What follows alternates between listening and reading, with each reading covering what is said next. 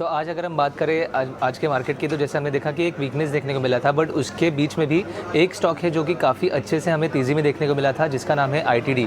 इसका main reason ये है कि कहीं पे कंपनी को जो है ऑर्डर मिला है 1937 करोड़ का। ये जो ऑर्डर है वो कमर्शियल बिल्डिंग बांधने के लिए मिला है यूपी में, और इसके चलते हुए हमने देखा कि एक अच्छी तेज़ी जो है इस स्टॉक में देखने को मिली थी।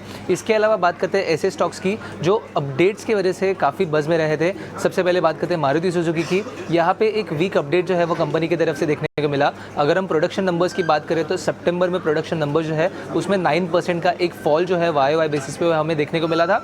उसके बाद हमने देखा स्टॉक में भी एक गिरावट देखने को मिली।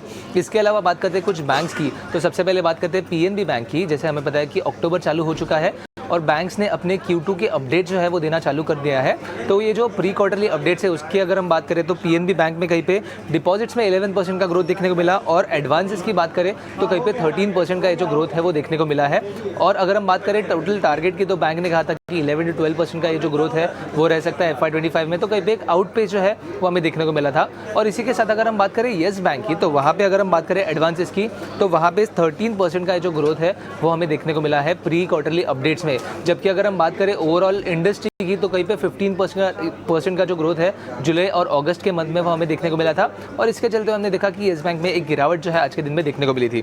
अगली बात करते हैं अलेम्बिक फार्मा की, और यहाँ पे खबर ये है कि कहीं पे कंपनी को यूएस FDA की तरफ से अप्रूवल मिला है एक ड्रग के लिए, जो कि सीजर्स में यूज़ हो सकता है, सीजर्स के ट्रीटमेंट के लिए यूज़ हो सकता है। इसकी ओवरऑल अगर हम मार्केट वैल्यू देखें तो कहीं पे एक $163 मिलियन का एक मार्केट वैल्यू है और मार्केट अपॉर्चुनिटी है इस ड्रग के लिए। और इसके साथ अलेम्बिक फार्मा के पास अभी 216 अप्रूव्ड ड्रग्स है जहां पे वो सेल कर सकते हैं, और इसी के चलते एक तेज़ी जो है हमें इस स्टॉक में देखने को मिली थी।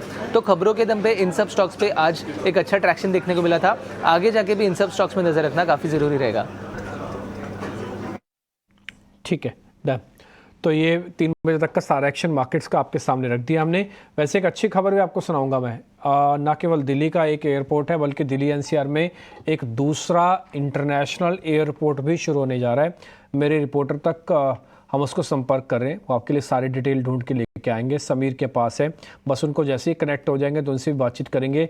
और इस बीच राजेश भोसले साहब मेरे साथ जुड़ चुके हैं, एक और मेहमान है। राजेश सर नमस्ते, जरा आपका मार्केट पे टेक और आपका मार्केट का एनालिसिस।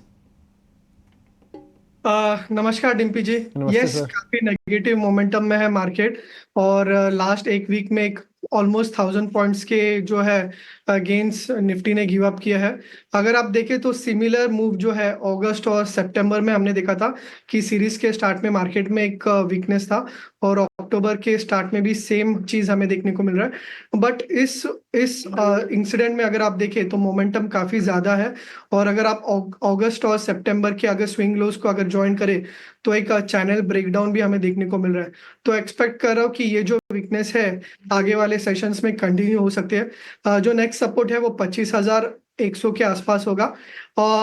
अभी रिसेंटली काफी अच्छा फॉल आया है, तो सेल ऑन राइस की सलाह होगी, और यहाँ पे 25,400 25,500 के रेंज में रेजिस्टेंस रहेगा। तो कोई भी बाउंस आता है तो बाउंस में सेल कीजिए। नीचे में 25,000 25,100 जो है एक सपोर्ट की तरह एक्ट करेगा। मैं अभी आपसे कुछ और स्टॉक्स भी आपसे पता करूंगा।